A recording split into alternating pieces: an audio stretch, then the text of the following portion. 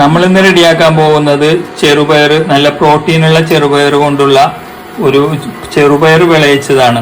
ചെറുപയർ വിളയിക്കുന്നതിന് നമ്മൾ ഒരു 3/4 കപ്പ് ചെറുപയർ കുക്കറിൽ വെച്ച് 3 സ്റ്റീം അടിച്ച് വേവിച്ച് വെച്ചിട്ടുള്ള ചെറുപയറാണിത്. 1 ടീസ്പൂണോ 2 ടീസ്പൂണോ നെയ്യ് ഒഴിക്കുക. അതിലേക്ക് കുറച്ച് അണ്ടിപ്പരിപ്പ് ഇട്ട് കൊടുക്കുക.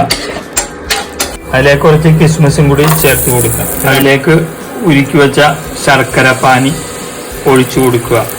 1 കപ്പ് ശർക്കര പാനി. മധുരത്തിന് ആവശ്യം പോലെ നമ്മുടെ മധുരത്തിന് അനുസരിച്ചിട്ടുള്ള ശർക്കര പാനി ഇതിലേക്ക് ഒഴിച്ചു കൊടുക്കുക. ഇതിലേക്ക് 1/2 കപ്പ് തേങ്ങ ചേർത്ത് കൊടുക്കുക. അണ്ടിപ്പരിപ്പും ഈ കിസ്മിസും തേങ്ങ എല്ലാം കൂടി ഈ ശർക്കര പാനി കിടന്നൊന്ന് ചെറുതായിട്ടൊന്ന് ആ തേങ്ങയുടെ വെള്ള ഇത് മാറണവരെ ഒന്ന് വഴറ്റണം.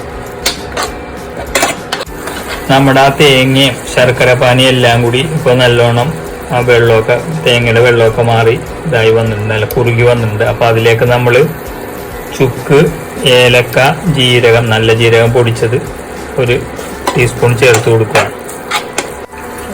ഇതിലേക്ക് നമ്മൾ വേവിച്ചു വെച്ച ചെറുപയർ ചേർത്ത് കൊടുക്കുകയാണ്.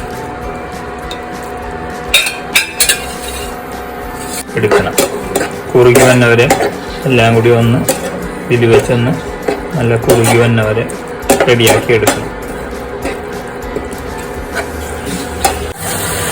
നമ്മുടെ ചെറുപയർ വിളയിച്ചത് അങ്ങനെ അത് നല്ലോണം കുറുകി റെഡിയായി വന്നുകൊണ്ടിരിക്കുകയാണ്. വളരെ സിമ്പിളായിട്ട് ഉണ്ടാക്കാവുന്ന ഒരു ഐറ്റമാണ് ചെറുപയർ വിളയിച്ചത്. അപ്പം ഇത് ട്രൈ ചെയ്യാത്തവർ ട്രൈ ചെയ്യണം. മസ്റ്റ് ട്രൈ ഐറ്റമാണ്, പിള്ളേർക്കൊക്കെ ഇഷ്ടപ്പെടും. വളരെ സിമ്പിളുമാണ്, സിമ്പിൾ ആൻഡ് ഹമ്പിളാണ്. നമ്മളുടെ ചാനൽ ഇനിയും സബ്സ്ക്രൈബ് ചെയ്യാത്തവർ സബ്സ്ക്രൈബ് ചെയ്യുക, ലൈക്ക് ചെയ്യുക, ഷെയർ ചെയ്യുക. അടുത്ത വീഡിയോയിൽ കാണുമ്പോൾ ബൈ ബൈ, ടാറ്റ.